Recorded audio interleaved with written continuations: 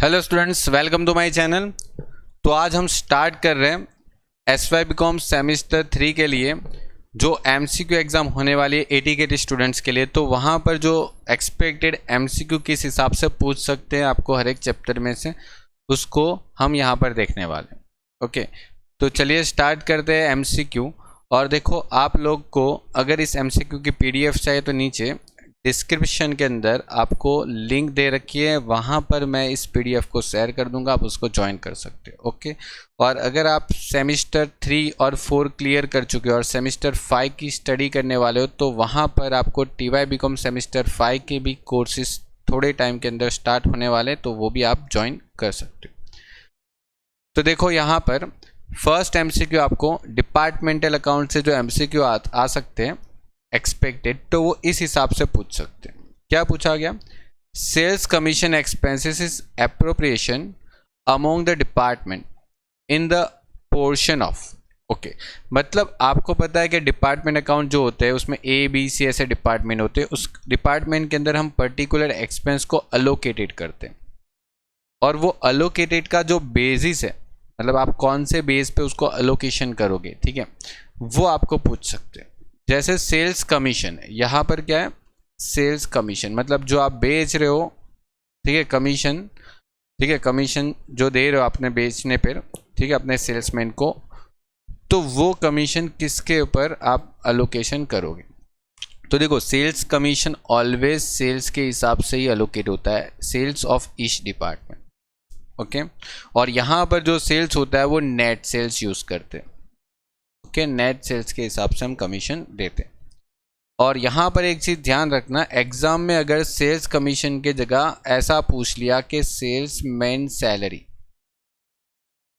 ठीक है, तो उसको सेल्स के हिसाब से एलोकेट मत करना, क्योंकि salesman salary number of salesman के हिसाब से जाएगा कि एक डिपार्टमेंट के अंदर कितने सेल्समैन काम करते हैं, या तो नंबर ऑफ एम्प्लॉय। ओके, तो ये चीज़ भी ध्यान रखना। तो यहाँ पर देखो, मैंने नोट्स भी दे रखी है एक्सप्लेनेशन कि आपके कौन से एक्सपेंसेस ऐसे हैं जो हम सेल्स के हिसाब से डिस्ट्रीब्यूट कर सकते। तो जैसे कि carriage outward, sales commission, bad डेप्ट, डिस्काउंट अलाउड, और advertisement expenses and other sales related expenses जो है हम इस बेसिस पे डिस्ट्रीब्यूट कर सकते हैं। ओके, चलिए तो पॉइंट नंबर 2 लेते हैं। आपके पास यहाँ पर एडमिनिस्ट्रेटिव एक्सपेंसेस हैं जिसको हमें कौन से बेस के हिसाब से डिस्ट्रीब्यूट करना होता है, वो पूछा। तो देखो, एडमिनिस्ट्रेटिव एक्सपेंसेस है वो कभी एसेट्स को तो रिलेट करता नहीं है, ना सेल्स को रिलेट करता है, ना परचेस को। तो वो जाता है time spend by the employee in each department, क्योंकि एडमिनिस्ट्रेटिव एक्सपेंस में जनरली सैलरी मेजर पार्ट होती है। आपको पता है, जो एडमिनिस्ट्रेटिव डिपार्टमेंट में जो काम करते हैं ऑफिस में, वहाँ पर एम्प्लॉय की सैलरी मेजर पार्ट होती है। तो जो टाइम स्पेंड किया है एम्प्लॉय ने उस डिपार्टमेंट के अंदर, उसके बेसिस पे हम यहाँ पर डिस्ट्रीब्यूशन करेंगे, ठीक है। चल, third, rent, rate and taxes जो है वो किस बेसिस पे डिस्ट्रीब्यूट होता है, ठीक है। रेंट, रेट एंड टैक्सेस है, उसका बेसिस कौन सा होता है, ठीक है, उसको कौन से डिस्ट्रीब्यूशन करेंगे हम, कौन से रेशियो में सब। तो sales of each department, floor area occupied by the each department and number of employee of each department and इधर द A और B। तो यहाँ पर जो रेंट और रेट और टैक्सेस जो होता है उसको फ्लोर एरिया से लेना देना पड़ता है, ठीक है। जो आपका डिपार्टमेंट है उसका जो फ्लोर एरिया है, जैसे कि फॉर एग्जाम्पल मैं आपको समझाने के लिए एक एग्जाम्पल लेता हूँ, ठीक है। जैसे कि फॉर एग्जांपल आपने एक शॉप रेंट पे ले रखी, ठीक है। ये जो शॉप है वो 500 स्क्वायर फीट की है। ओके, स्क्वायर फीट की है, 500 स्क्वायर फीट की। ओके, तो यहाँ पर जो 500 स्क्वायर फीट है, तो हो सकता है कि आपने शॉप के अंदर आपने 2 डिपार्टमेंट बना दिए, एक तो डिपार्टमेंट A और दूसरा डिपार्टमेंट B, और इस डिपार्टमेंट का 300 स्क्वायर फीट रख दिया, इस डिपार्टमेंट का 200 स्क्वायर फीट का जो एरिया है वो रख दिया। अब समझो ये मतलब आपने पूरी शॉप के लिए, मतलब समझो कि 10,000 रुपये रेंट पे कर रहे हो, 10,000 रेंट, ठीक है। तो आपको कैसे पता चलेगा कि इस डिपार्टमेंट का रेंट कितना है और इस डिपार्टमेंट का रेंट कितना है, क्योंकि आपने तो पूरी दुकान ले ली ना 10,000 रेंट के हिसाब से। तो यहाँ पर आप ये रेंट को डिस्ट्रीब्यूट करोगे ए और बी के बीच में कौन से हिसाब से 3:2, क्योंकि इसका रेशियो बना देंगे फ्लोर एरिया का, मतलब 3:2 के हिसाब से डिस्ट्रीब्यूट कर देंगे। तो यहाँ पर 6000 आ जाएगा, यहाँ पर 4000 आ जाएगा, 4000। ओके, तो इसी हिसाब से मतलब जो रेंट रेट और टैक्सेस की बात जो होती है वो फ्लोर एरिया के हिसाब से ही डिस्ट्रीब्यूट होता है, floor area occupied by the each department. Okay, तो ये चीज़ ध्यान रखना। तो यहाँ पर मैंने एक एक्सप्लेनेशन भी दे रखा है नोट करके कि rent rate and taxes, lighting, heating, all area related expenses allocated on the basis of the floor area of the department. Okay, complete.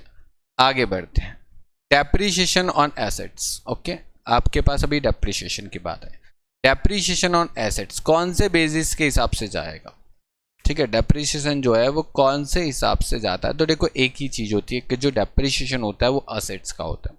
तो सीधी बात है, यहाँ पर दो जगह तो आपको बताया, वैल्यू ऑफ असेट्स ऑफ इस डिपार्टमेंट और एरिया ऑफ एसेट्स। तो देखो यहाँ पर एसेट्स तो आ गया, मतलब बी और सी तो मतलब रॉन्ग ही हो गया, क्योंकि डेप्रीशिएशन को परचेस और सेल्स के क्या लेना देना है, परचेस और सेल्स से तो लेना देना ही नहीं है।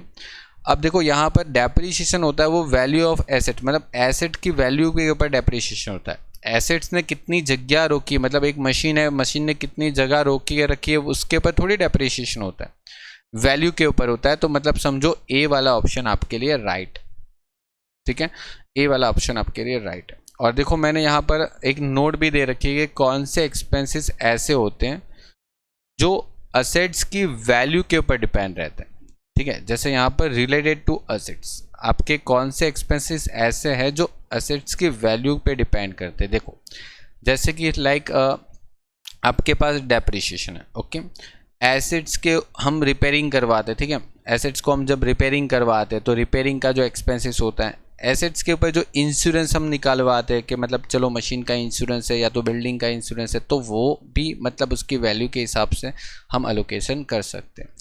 और यहाँ पर बोला भी गया, देखो अलोकेटेड कौन से बेस पे होता है, बुक वैल्यू के हिसाब से, ठीक है, ये भी ध्यान रखना, बुक वैल्यू ऑफ एसेट्स। कभी मतलब एग्जाम में मार्केट वैल्यू दे रखी है तो उसके हिसाब से मत करना, बुक वैल्यू के हिसाब से करना, ठीक है। चलो आगे बढ़ते हैं, interest on capital. Okay, interest on capital, okay, is okay, देखो interest on capital is apportion among the department on the basis. Okay, कौन से बेस के हिसाब से इसको हम अलोकेशन करेंगे, कौन से बेसिस के हिसाब से हम अलोकेशन करेंगे डिपार्टमेंट के अंदर।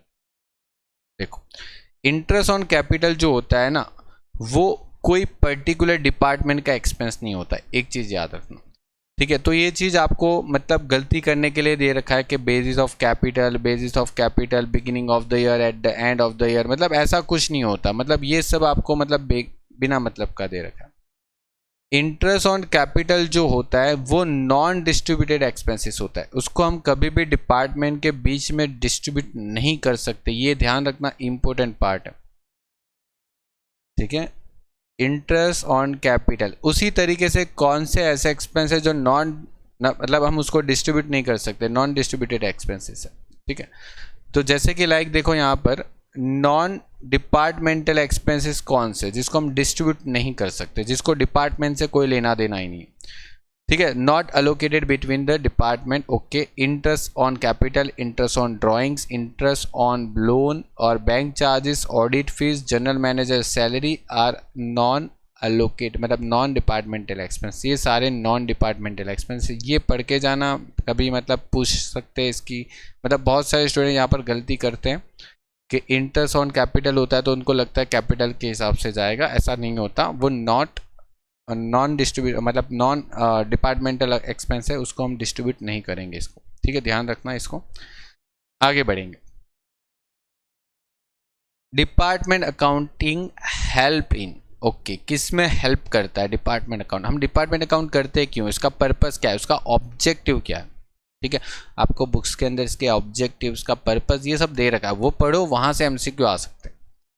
तो देखो यहाँ पर बोला है इवेल्युएशन ऑफ ट्रेडिंग रिजल्ट, अच्छा ट्रेडिंग रिजल्ट मतलब कि एक मतलब कौन सा डिपार्टमेंट कितना बिजनेस कर रहा है, मतलब होता है ना, मतलब आप जैसे बिग बाज़ार वगैरह में जाते हो तो वहाँ पर डिपार्टमेंट होते हैं, मतलब उनकी सब्जी डिपार्टमेंट अलग होता है, मतलब कपड़ों का डिपार्टमेंट अलग होता है, फिर बाकी ग्लोसरी वगैरह का डिपार्टमेंट अलग होता है। तो उनको पता लगना चाहिए कि कौन सा डिपार्टमेंट कितना प्रॉफिट कर रहा है, ताकि हमें कौन से डिपार्टमेंट में मेहनत और करनी है वो पता चले। तो वो एक ट्रेडिंग रिजल्ट को भी मतलब प्रेजेंट करना है, ठीक है, ट्रेडिंग रिजल्ट को भी प्रेजेंट करना है, इसी वजह से भी हम ये डिपार्टमेंट अकाउंट बनाते हैं।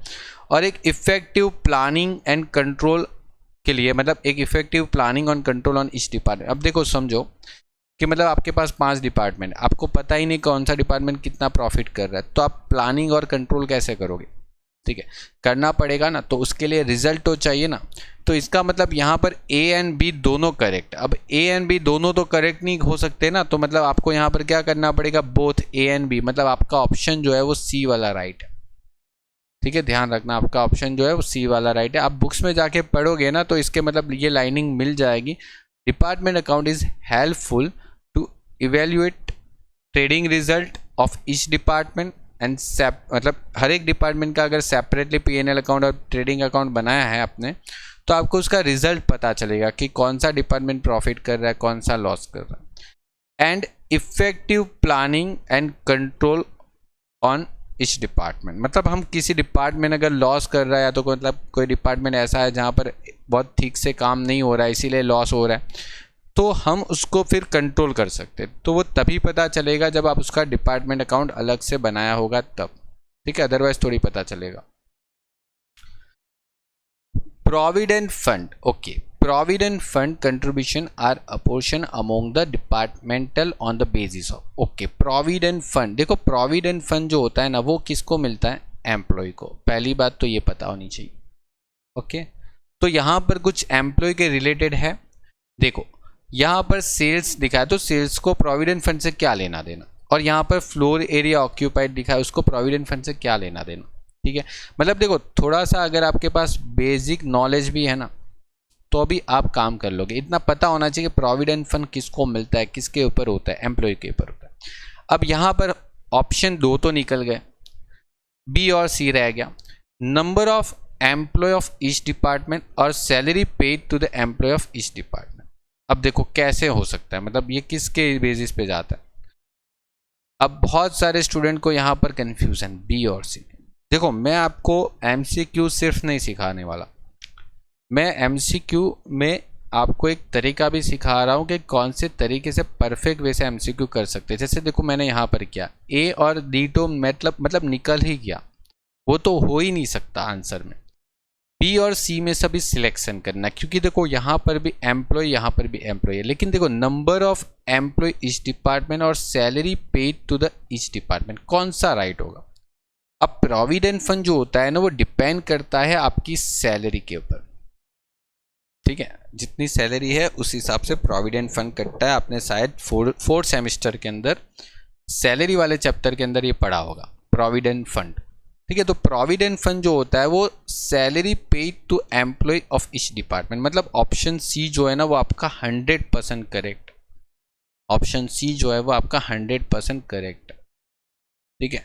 तो ये चीज़ ध्यान रखना, salary paid to the each employee, मतलब हर एक डिपार्टमेंट में कितने सैलरी पे की है उसके हिसाब से प्रोविडेंट फंड को हम डिस्ट्रीब्यूट करेंगे सैलरी के हिसाब से, ओके। देखो यहाँ पर मैंने एक एक्सप्लेनेशन भी दे रखा है, आप उसको पढ़ सकते हो, क्योंकि आपको देखो बहुत कम टाइम मिला है और आपको एमसीक्यू भी प्रिपेयर करना है, तो आप 1 या 2 एमसीक्यू पढ़ के सारे बेसिस को क्लियर करो। और मैंने यहाँ पर 10 एमसीक्यू के साथ साथ आपको बहुत सारे एमसीक्यू करवा दिए, ऐसा समझो, क्योंकि मैंने आपको विथ एक्सप्लेनेशन आपको एमसीक्यू दिए, ठीक है। देखो any expenses related to employee is to be allocated between the department on the base of salary, salary के बेसिस पे कौन सा एक्सपेंस डिस्ट्रीब्यूट होता है। तो देखो एक तो एम्प्लॉय, ओके, एम्प्लॉय के हिसाब से और नंबर ऑफ एम्प्लॉय के हिसाब से, ठीक है। अब कभी कभी क्या होता है, देखो एम्प्लॉय और नंबर ऑफ एम्प्लॉय 2 एक्सपेंस होते हैं, या तो सैलरी ऑफ एम्प्लॉय के हिसाब से भी एलोकेट होते हैं या तो फिर नंबर ऑफ एम्प्लॉय के हिसाब से भी एलोकेट होता है। मतलब बेस ऑफ सैलरी मतलब इसके हिसाब से भी डिस्ट्रीब्यूट हो सकते हैं और इसके हिसाब से भी डिस्ट्रीब्यूट होते हैं, ठीक है। एम्प्लॉय रिलेटेड जो एक्सपेंस है वो सैलरी या तो नंबर ऑफ एम्प्लॉय के हिसाब से। देखो जब तक सैलरी होती है ना तब तक उसका रेशियो ही चलाने का, मतलब अगर सैलरी है तब तक ठीक है, सैलरी का रेशियो लेंगे। अगर ऑप्शन के अंदर सैलरी ऑफ एम्प्लॉय नहीं दे रखा तो जाके नंबर ऑफ सैलरी का ऑप्शन करेक्ट करना, ठीक है। मतलब कुछ एक्सपेंसेस ऐसे होंगे जहां पर आपको वो एम्प्लॉय रिलेटेड दिखेगा, लेकिन आपको अगर ऑप्शन कौन सा सबसे पहले बेटर रखना है, मतलब सैलरी ऑफ एम्प्लॉय, अगर वो ऑप्शन नहीं है तो भी आप जाओगे नंबर ऑफ एम्प्लॉय के ऊपर, ठीक है। चलो ये 8वां एमसीक्यू देखो, इस टाइप के भी एमसीक्यू आ सकते हैं, जैसे कैरेज इनवर्ड, आउटवर्ड, इंश्योरेंस और कैंटीन। अब ये 4 एक्सपेंस में आपको मतलब कौन सा एक्सपेंसेस किसके हिसाब से डिस्ट्रीब्यूट होगा ये पता लगाना, ठीक है, कौन से हिसाब से डिस्ट्रीब्यूट। तो देखो इस टाइप का अगर आपको क्वेश्चन आता है, ठीक है, मैच वाला, तो यहाँ पर पहले ये ढूंढने की कोशिश करो कि आप कौन सा अच्छे से पहले कर सकते हो, कोई भी एक चीज़, मतलब आप सबको मत बनाओ। जैसे देखो कैंटीन एक्सपेंसेस जो है ना, आपको पता है कैंटीन जो होती है वो आप किसको मतलब नंबर ऑफ एम्प्लॉय के हिसाब से डिस्ट्रीब्यूट करते हो। मतलब इतना पता चल गया कि जो 4th वाला ऑप्शन है ना वो सी पर है, जो 4th वाला ऑप्शन है वो सी पर जाएगा। मतलब देखो यहाँ पर ये जो 4th वाला ऑप्शन है, ठीक है, वो ऑप्शन सी पर जाएगा, ठीक है। तो मतलब ये सी ऑप्शन राइट हो गया, ठीक है। या तो आप पूरा सॉल्व कर रहे हो तो टाइम वेस्ट कर रहे हो, ठीक है। आप देखो यहाँ पर पूरा सॉल्व करोगे तो क्या आंसर आने वाला है, देखो ये तो एक चेक हो गया। और कैरेज इनवर्ड जो है, इनवर्ड जो होता है वो परचेज के हिसाब से जाता है, और आउटवर्ड जो होता है वो सेल्स के हिसाब से जाता है, और इंश्योरेंस जो होता है वो वैल्यू ऑफ सब्जेक्ट मैटर बनता है। मतलब किस चीज़ का इंश्योरेंस निकालो, वैल्यू ऑफ सब्जेक्ट मैटर का मतलब क्या हो जाता है, अगर आपने असेट्स का इंश्योरेंस निकाला तो उस असेट्स की वैल्यू के हिसाब से आप डिस्ट्रीब्यूट करोगे। अगर आप स्टॉक का इंश्योरेंस निकाला तो आप एवरेज स्टॉक के हिसाब से डिस्ट्रीब्यूट करोगे या तो क्लोजिंग स्टॉक के हिसाब से, ओके। इसीलिए यहाँ पर सब्जेक्ट मैटर बनता है कि जिस चीज़ का इंश्योरेंस है उस चीज़ की वैल्यू के हिसाब से उसको डिस्ट्रीब्यूट करेंगे। तो अगर सब कुछ मतलब करने जाते हो तो टाइम जाएगा, लेकिन अगर कोई एक चीज़ अच्छे से पकड़ में आ सकती है तो उससे बेस पे अगर पूरा एमसीक्यू राइट होता है तो फिर आपके लिए अच्छा है, ठीक है। चलो आगे बढ़ते हैं।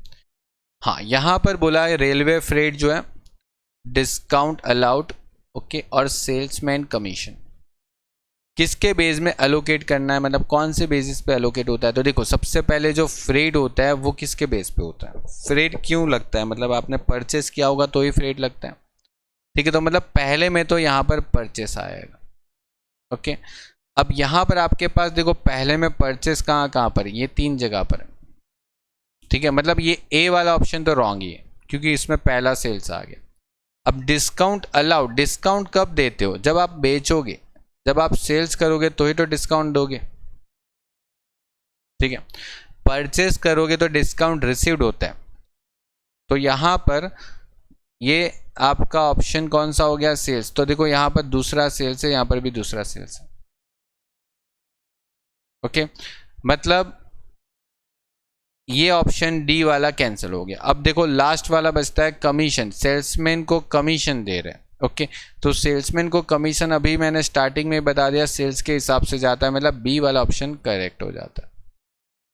अभी ध्यान रखना यहाँ पर सेल्समैन के कमीशन के जगह अगर मानो एग्जाम में पूछ लिया कि चलो सेल्समैन सैलरी, तो फिर ऑप्शन नंबर सी आपका करेक्ट हो जाता है क्योंकि सेल्समैन की सैलरी नंबर ऑफ सेल्समैन में जाती है, ठीक है। तो ध्यान रखना इस चीज़ों का। तो मैं आपको एक एमसीक्यू के अंदर 2-3 एमसीक्यू का पॉसिबिलिटी बताता हूँ, ठीक है। तो वो थोड़ा समझना, एमसीक्यू सिर्फ टिक करना और मतलब उसके आंसर को रट्टा मारने से बेटर है उसको प्रॉपरली समझ लो इसमें आंसर ये क्यों आ रहा है, ठीक है।